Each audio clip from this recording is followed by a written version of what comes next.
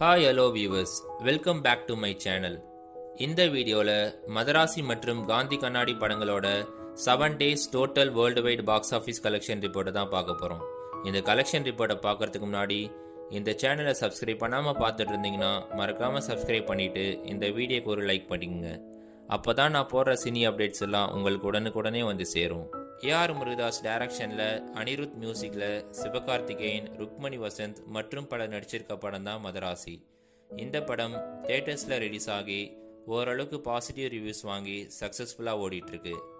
இந்த படம் 7 daysல டோட்டல் கலெக்ஷனாக மட்டும் தமிழ்நாட்டில் 45,97,00,000, ஆந்திரா தெலுங்கானாவில் 5,67,00,000, கர்நாடகாவில் 5,37,00,000, கேரளாவில் 1,95,00,000, ரெஸ்ட் ஆஃப் இந்தியாவில் 1,09,00,000 கலெக்ட் பண்ணியிருக்கு.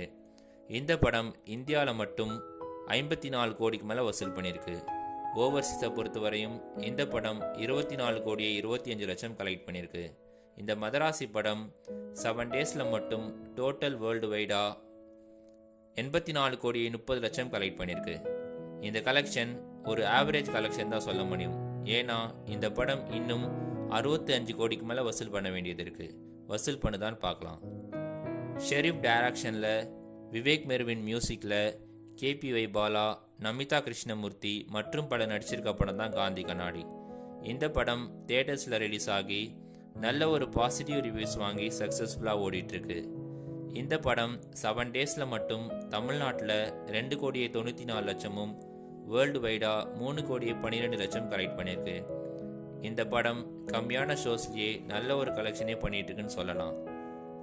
இந்த கலெக்ஷன் ரிப்போர்ட் சினிமா ட்ராக்கர்ஸோடது மட்டும்தான். அஃபிஷியலாக ரிலீஸ் பண்ணாங்கன்னா நான் இந்த வீடியோவோட ஸ்க்ரீனில் அப்டேட் பண்ணுறேன்.